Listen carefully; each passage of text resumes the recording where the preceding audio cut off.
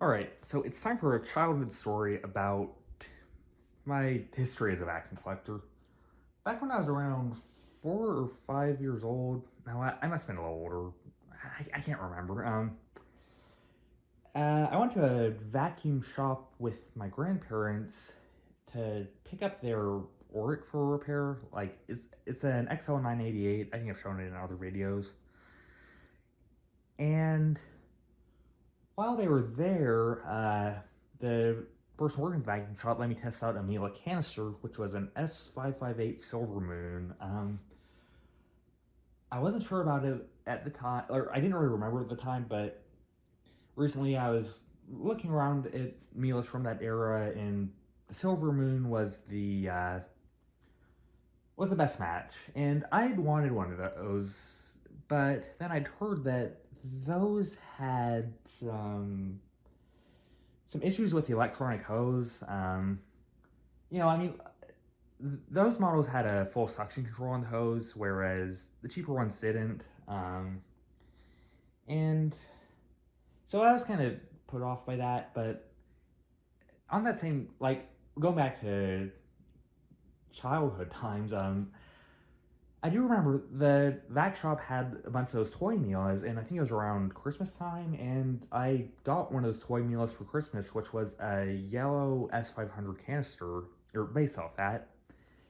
And now I have the real thing right there.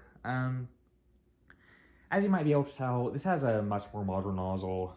I think this trim S514, this would have only come with a combo nozzle, but I have it equipped with an electric hose and a SEB228, which is what you see on all the modern Miele canisters, but they didn't have that back then. I think this particular one is a 2001 model. It might even be a pre-vortex motor model, and it would have either had, let me think, either the SEB217, SEB236, or SEB226. Or, I mean, if you're going to get a power nozzle for this, that's probably one of the ones you would have gone with. And do you want to get a 226 or 226? Because I'm curious how it performs.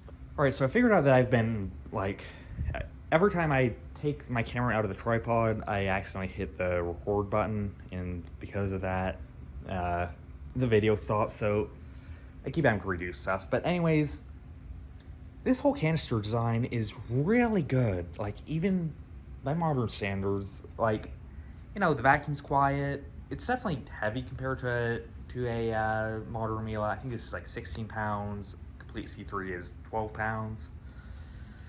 And it doesn't drag along as well, but, I mean, this design could still totally, like, meet modern vacuum standards, if that makes sense. I don't really have anything to complain about with this vacuum. Like, I wouldn't recommend, like, if someone was like, hey, I want to get a used Miele, like, what should I get? I wouldn't say to get one of these, because these all have, like, 20 years of use on them, and they're basically retirement age. You won't be able to get parts for them that easily, but it's still a very nice vacuum. Let me film it running, because I'm sure that's kind of what y'all want to see. And let's see, I don't know if I got that in the video before I actually stopped recording, but this is a pre-vortex motor model. I think 2001. Yeah, let's just vacuum. All right, time to fire this classic Miele up. Whoops.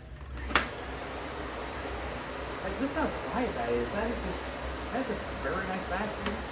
Might be even quieter than the sonically. And the power head's very nice and quiet as well.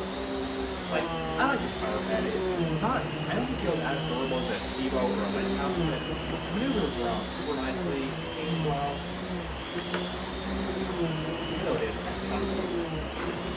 And kind of like the fact that even though it's an old vacuum, it still seals the carpet well with like a much newer nozzle.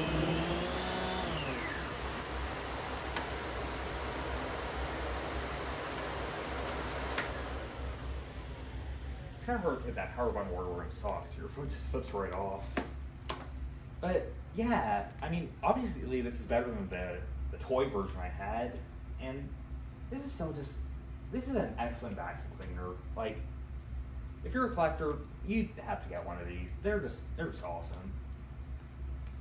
And next up is a canister that I got brand new, so stay tuned for that.